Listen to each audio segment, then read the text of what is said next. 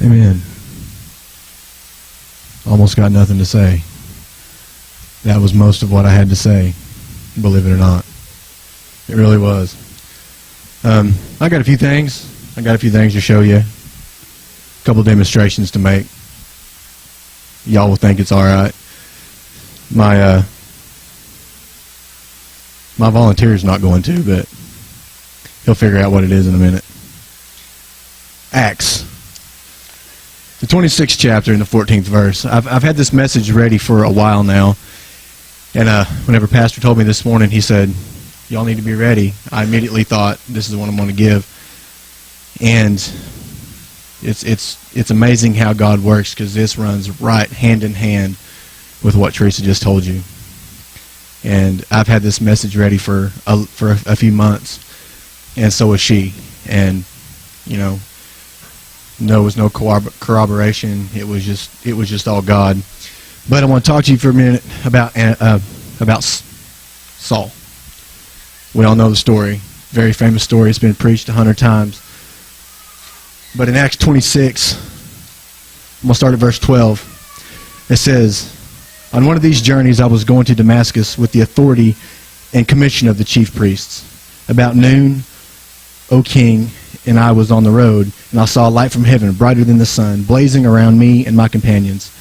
We fell to the ground, and I heard a voice saying to me in Aramaic, 'Saul, Saul, why do you persecute me? It is hard for you to kick against the goads.'" Now, King James Version calls it pricks. Different versions call it different things, but I was thinking to myself, well, just exactly what does that mean? So I started digging, and what I found out was amazing. A goad is a traditional farming implement, a sharpened stick. It's pretty simple. Every farmer had one. But here's what I like about it. They used it for something other than just farming.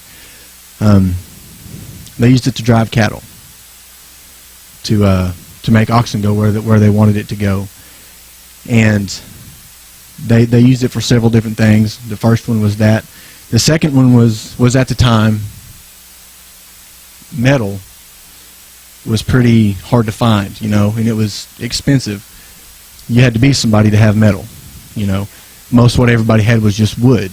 And they would have wooden corrals to keep their oxen in, right? To keep all their livestock. Anybody that's ever seen an ox, they're bigger than a cow, right? Very, very strong. A wooden pen wouldn't keep them in if they wanted it to. So what they would do is they would take goads, sharpened sticks, and they would line the pen with it. Okay? Now bear with me, I'm going somewhere here. They would line the pen with it, and when the ox would fight to get out of the pen, it would just hurt itself. Okay? Now, Philip, if I get you, come here for a minute. Surprise, you're my volunteer. Now, let's say for a second, sit here, that Philip is my ox. Okay? Big boy here. If he was fighting against me, okay, I couldn't make him go anywhere, right? If he was just dead set against it, like most oxes are, I couldn't make him go anywhere. He would just stand there, and I would just wear myself out fighting against it. But you get a goad. Now, I can make him go anywhere I want him to go. Okay? And when he fights against it, all he's going to do is hurt himself. Okay? I can push him. I won't. But I was going to, but I won't. I was going to, but I won't. I could push him all around the church, make him go sit down, make him get up, make him do whatever I wanted. And that was the point of these. It's hard to make ox go. It's tough, especially if you wanted to pull a plow or a cart. If you're working, trying to get them to work, it's tough. But I can push it with this. Yeah, it's very, very sharp. Very sharp. Thank you. Now, here's where I want to go with this. Is I had 3 parts wrote down here, and the first part was when you go against these things. When you kick against the goads. First of all, you're just going to hurt yourself. Okay? The first one I had wrote down was actually Jonah. I was going to give a little story about Jonah and how he was going against God and how he ended up just hurting himself. And in the end, he ended up doing God's will anyway. Okay? The second one that I was going to say was God will get your attention. one way or another. Now, there's no doubt in my mind that Saul was called before the day on the road of Damascus. There's no doubt in my mind. That's just not how God works. He had the drawing. He had to have. I mean, that's just the very nature of how God is. And yet he was fighting against it. Matter of fact, he was on his way to persecute Christians. That's what he had planned.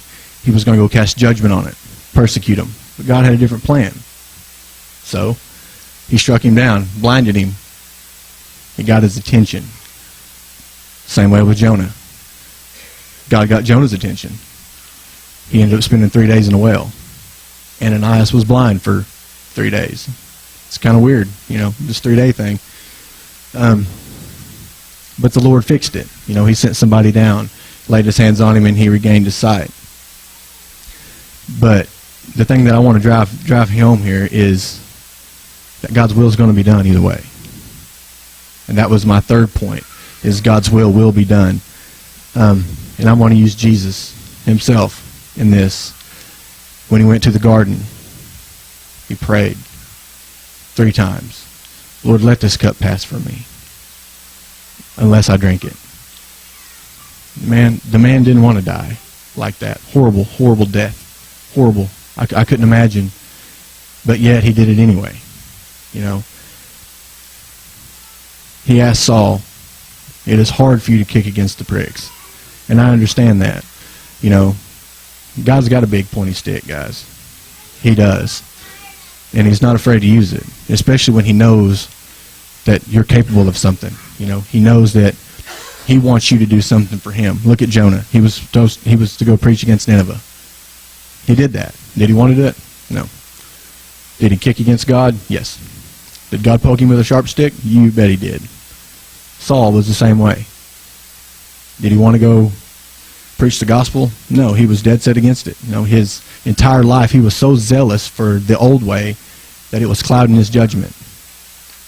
But God got out his stick, poked him a little bit, put him in the right path. Jesus didn't fight against God. He was the only one that didn't. He was the only one that went willingly. But he still asked. He asked, Lord, can there be some other way? But there wasn't. And that's where I'm going to stand here, is God's will is the only way. Just like Teresa said, we've all got a Jonah. We've all got that stuff in our life. With that fresh on your mind, I want to tell you this. God will poke you with a stick. He will. He's poked me before, and I don't like it. Just like the ox in the pen.